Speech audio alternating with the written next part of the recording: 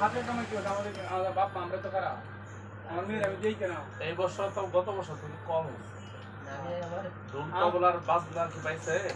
আমার মেয়েরে আমি দিই কে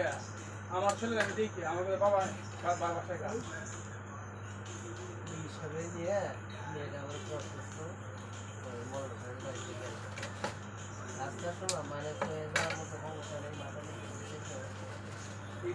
দাম কেমন ভাইয়া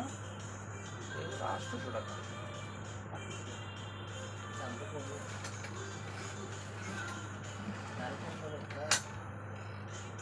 আর কম দামে টিভি ভালো না টিভি ভালো মানে না এগুলো মোটামুটি চলে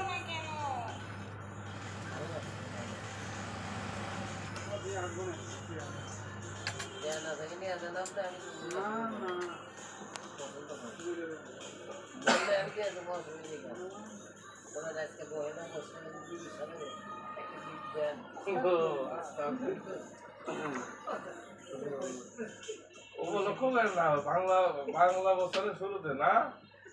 বাংলা নবযাত্রা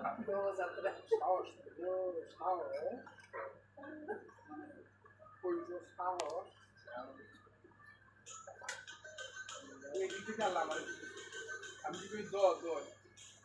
দক্ষিণ দিকে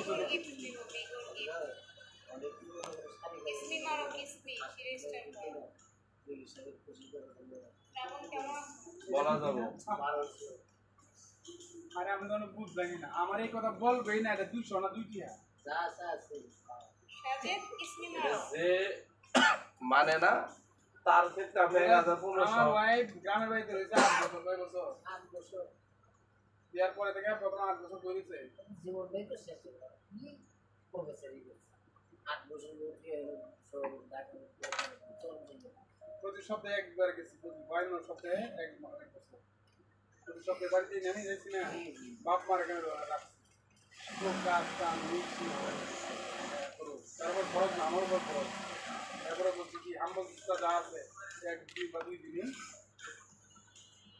আমি কিস্তা দেখেছি কমিটির দেখেছি কাম বলতে না কিস্তা গেছি কিস্তা সপ্তাহে এরপর আমি দম পালবো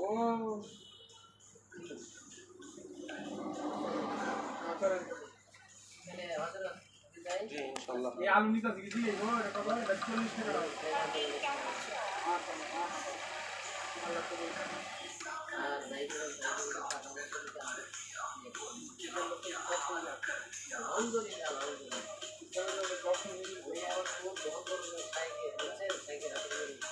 আমি এক কথা একটা কাজে আর একটা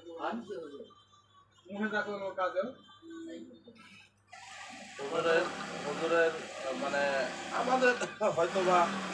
সমস্যা থাকতে পারে কিন্তু আমি ইসলামী আন্দোলনের পর থেকে দেখতেছি যে শাইখের যে কথার কাজ এটা হাজার বদনাম হোক আর হাজার গীবত হোক একবার বাইরে রেখে উনি ইসলামের শরীয়ত সম্মতের বাইরে কোনো কাজ করতে পারবেন এজন্য হাজার বদনাম হবে সারা বাংলাদেশের উলামায়ে কেরাম সব এক হয়ে গেছে সারা বাংলাদেশ উলামায়ে কেরাম সব এক হয়েছিল হওয়ার পর ঐক্যজোটের সময় কি ছিল 8টা শর্ত দিয়েছিল বিএনপির এই 8টা শর্ত বিএনপি মানলে জোট করা যাইতে পারে এই 8টা শর্ত পকেটে রেখে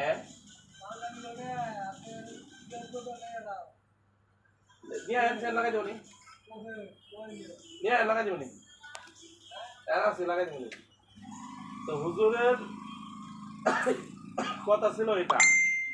তা 8টা শর্ত পকেটে রেখে মুফতি আমিনী সাহেব আল্লাহ রাদিয়াল্লাহু সাহেব জোট করছিল হুজুর যুগ থেকে বের হয়েছিল যে আমরা যদি এখন বের না হয়ে যাই